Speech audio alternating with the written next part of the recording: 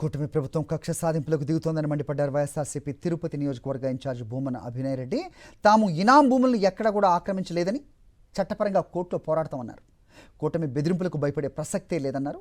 దమ్ముంటే కాశీపేటలో heritage water ప్లాంట్ను అధికారులు కూల్చేయాలన్నారు. చంద్రబాబుకు ఒక న్యాయం, మిగిలిన వారికి ఇంకో న్యాయమా అంటూ ప్రశ్నించారు.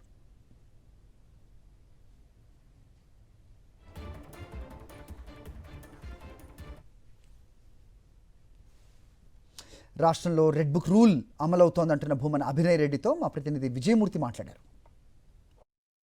భూమన కరుణాకర్ రెడ్డి కుటుంబం పైన కూటమి ప్రభుత్వం కక్ష సాధింపు చర్యలు కొనసాగుతున్నాయి. ఈ నేపథ్యంలోనే ఆయనకు సంబంధించినటువంటి ఆస్తులపైన కక్ష సాధింపు చర్యల్లో భాగంగా దాడులు చేస్తున్నారు. రెవెన్యూ అధికారులతో, పోలీసు బలగాలతో మోహరించి భయభ్రాంతులకు గురి చేస్తున్నారు. ఇదే అంశానికి సంబంధించి మనతో మాట్లాడటానికి తిరుపతి వైఎస్ఆర్ కాంగ్రెస్ పార్టీ ఇన్ఛార్జ్ భూమన అభినయ్ రెడ్డి గారు మనకు అందుబాటులో ఉన్నారు. వారిని అడిగి మరిన్ని వివరాలు అడిగి తెలుసుకునే చంద్రబాబు నాయుడు గారి ప్రభుత్వాన్ని ప్రతిరోజు ఇరకాటంలో పెడుతున్నటువంటి వ్యక్తి కరుణాకర్ రెడ్డి గారు అనడంలో ఎటువంటి సందేహం లేదు.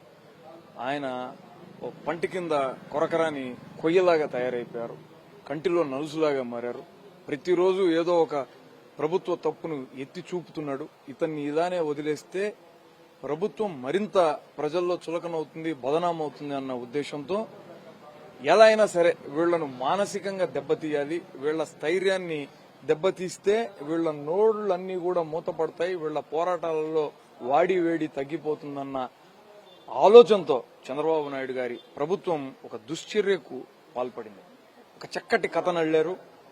మాదిగా ఉన్నటువంటి మా వ్యవసాయ క్షేత్రంలో అదెప్పుడో 25 ఏళ్ల కిందట కొన్నటువంటి ల్యాండ్, ఆ 24 ఎకరాలకు సంబంధించినటువంటి ల్యాండ్ లో 9 ఎకరాలు పూర్తిగా రివర్ బెడ్ లో ఉందన్నటువంటి నోటీసుని క్రితం సంవత్సరం అందజేశారు. ఆ అందజేసినటువంటి నోటీసు మీద మేము కోర్టుకు పోయాం. కోర్టు చాలా క్లియర్ గా వీళ్లకు ప్రాపర్ ఎక్స్ప్లెనేషన్ ఇచ్చి, అది కూడా 4 వారాల్లో ఇచ్చి, మీరు ఏ చర్యలైనా తీసుకోండి అని చెప్పి చెప్పడం జరిగింది.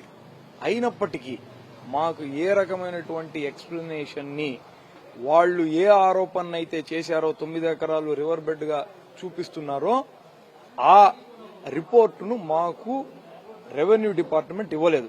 కనీసం కొడుతున్నామన్నటువంటి నోటీసు కూడా ఇవ్వకుండా నిన్న ఆర్డీఓ, ఎంఆర్ఓ, డీఎస్పీ, 4 సిఐలు, 400 మంది పోలీసులు ఇప్పుడు కూడా నిరంతరం ఆ ప్రహరీ గోడని కొట్టే కార్యక్రమంలోనే ఉండి సునకానందాన్ని వెనక నుంచి ఈ కూటమి నాయకులందరూ పొందుతున్నారు. అంటే ఈ కారణంగా మమ్మల్ని భయపెట్టి మేము మా పోరాటాన్ని ఆపేస్తామేమో అని అనుకుంటే మాత్రం అది మీ పిచ్చికి పరాకాష్ట అని చెప్పి నేను తెలియజేస్తున్నా.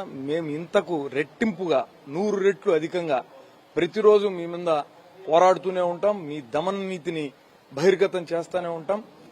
మీ దురాఘాతాలను ఎండగడతానే ఉంటాం. 173 సర్వే నెంబర్లో హెరిటేజ్ కి సంబంధించినటువంటి వేస్ట్ ట్రీట్మెంట్ ప్లాంట్ ని కట్టారు.